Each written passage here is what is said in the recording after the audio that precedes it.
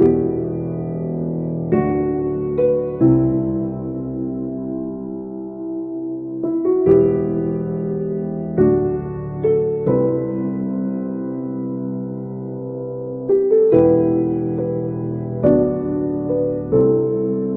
علیکم، بسم اللہ الرحمن الرحیم۔ میں doctor Muhammad claim Khan as a dentist آج آپ کے ہیموفیلیا سینٹر سے مخاطب ہوں، اور گزشتہ 15 سال سے الحمدللہ میں ڈاکٹر طاہر شمسی NIVD کے میں ان کے ساتھ تمام بلڈ ڈس آرڈرز دیکھ رہا ہوں، اور کوشش ہوتی ہے میری کہ ان تمام بچوں کو جن کے دانت جو ہیں یا اورل کیویٹی کے اندر جو مسائل ہیں تو ان کو جو ہے ہم دیکھ سکیں اور ان کو ان تکالیف سے کم از کم بچا سکیں جو بیچارے دیگر تکالیف کی وجہ سے ہیموفیلیا کی بیماری میں جو خون بہہ جانے کی وجہ سے کسی نہ کسی آزمائش میں مبتلا رہتے ہیں، تو ہم ان کو جو ہے کوشش کر کے ان کی آزمائشوں کو کم کر سکیں۔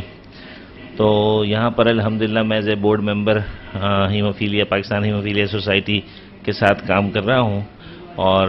الحمدللہ ہم تمام بچوں کو جو خاص طور پہ کسی بھی بلڈ ڈس آرڈر میں اور یا ہیموفیلیا فیکٹر 8 اور فیکٹر 9 ڈیفیشنٹ ہیموفیلیا A اور B کے جو بچے ہیں خاص طور پر ہم ان کو یہاں دیکھتے ہیں۔ تو گزشتہ جو ہم سارے سالوں میں بچوں کو دیکھتے رہے ہیں، اس تجربے کی روشنی میں کچھ گزارشات ہیں جو میں آپ سے کرنا چاہتا ہوں، اور ان کے اندر سب سے پہلی بات تو یہ ہے کہ وہ بچے جو ظاہر ہے کہ جن کے دانت دودھ کے دانت ایک مرحلہ ہے، نکلتے بھی ہیں اور اس کے بعد پھر وہ ٹوٹتے بھی ہیں، تو اس دوران جو ہے وہ بلیڈنگ کے اور السریشن کے جسے ہم زخم کہتے ہیں اس کے چانسز ہوتے ہیں۔ تو ان کے لیے سب سے پہلے تو ہم ظاہر یہ چاہتے ہیں کہ ہمارے پاس جب بچے کے دانت دودھ کے نکل رہے ہوں تو ان کے ماں باپ کو تھوڑا بہت ہم گائیڈ کر سکیں، اور اس کے لیے ہم اپنی کلینک پر انہیں دیکھتے بھی ہیں، اور اگر کوئی ایسا سیریس پیشنٹ آ جائے تو اس کے لیے ہم ظاہر ہے کہ یہاں پر ہم نے ہیموفیلیا سوسائٹی کے اندر باقاعدہ اپنا ایک دن مخصوص کیا ہوا ہے، تو ہم یہاں پر آتے ہیں اور ان کو مشورہ بھی دیتے ہیں، اور وہ جو تکالیف میں مبتلا ہیں تو اس تکلیف کو ہم کس طرح آسان کر سکتے ہیں وہ انہیں نکال بھی دیتے ہیں دانتوں کو، اور اگر خون بہہ رہا ہو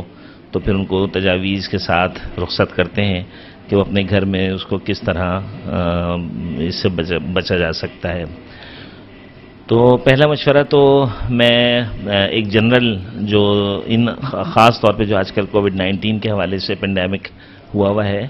تو اس کے مشورہ بھی دوں گا کہ اس میں ہمیں کیا کرنا ہے، لیکن میں اس سے پہلے یہ چاہوں گا کہ میں کچھ باتیں ایسی آپ سب کے گوش گزار کر دوں کہ جس کے اندر ہم احتیاطیں کس طرح کی کر سکتے ہیں۔ مثلاً اگر جو بچے کی 6 ماہ سے دانت نکلنا شروع ہوتے ہیں اور 2 سال تک کی عمر تک دودھ کے دانت نکلتے ہیں تو اس دوران بچہ جو ہے وہ تکالیف میں مبتلا ہوتا ہے، مسوڑا پھٹ رہا ہوتا ہے، تو دانت نکل رہا ہوتا ہے اور اس میں وہ کہیں نہ کہیں زخم ہوتا ہے جس کی وجہ سے خون بہتا ہے۔ تو ویسے تو شاید میں سمجھتا ہوں کہ ماں باپ بیچارے جس آزمائش سے گزر رہے ہوتے ہیں تو ممکن ہے وہ ہم سے زیادہ ہی جانتے ہوں، لیکن پروفیشنلی ان کو کچھ گائیڈ کرنا ضروری ہے کہ ایک تو گرم چیزیں جو ہے اس سے بچوں کو کھانے سے محفوظ رکھا جائے، یعنی ان کو وہ چیزیں جو کہ خون کو پتلا کر کے مزید خون کا بڑھا دیتی ہیں نکلنا، تو اس سے رکا جا سکتا ہے اگر انہیں ٹھنڈی چیزیں دی جائیں۔ ٹھنڈی سے مراد یہ ہے کہ اگر گلا ان کا ٹھیک ہے تو آپ انہیں آئس کریم دے سکتے ہیں، ٹھنڈی چیزیں یعنی جس میں جو نرم غذائیں شامل ہیں ٹھنڈی وہ انہیں کھلائی جائیں، اور گرم چیزوں سے جیسے چائے ہے یا گرم دودھ ہے اس سے پرہیز کیا جائے۔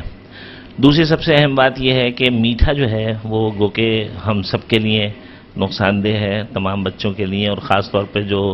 غیر معیاری قسم کے آج کل ٹافی، چاکلیٹس اور چوئنگمس ہیں وہ نارمل بھی بچوں کو ہم منع کرتے ہیں اور وہ کیڑا لگنے کا سبب بنتے ہیں۔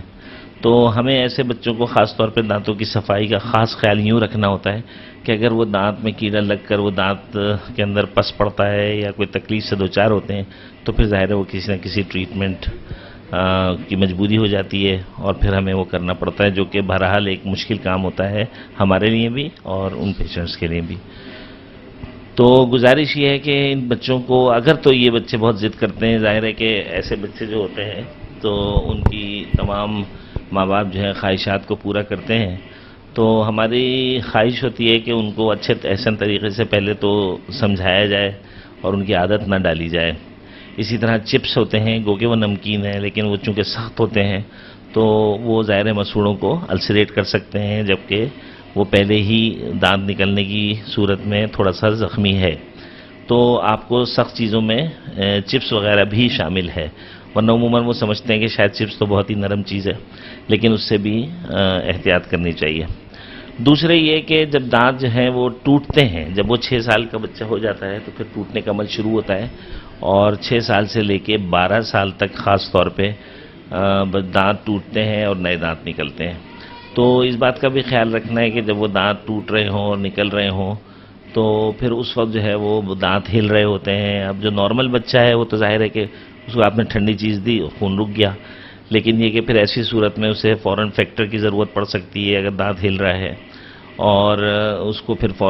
فوری طور پر اگر تو وہ سی پی اس کو لگنا ہے یا ایف ایف پی لگنا ہے، ظاہر ان ٹیکنیکل ٹرم سے آپ لوگ واقف ہیں،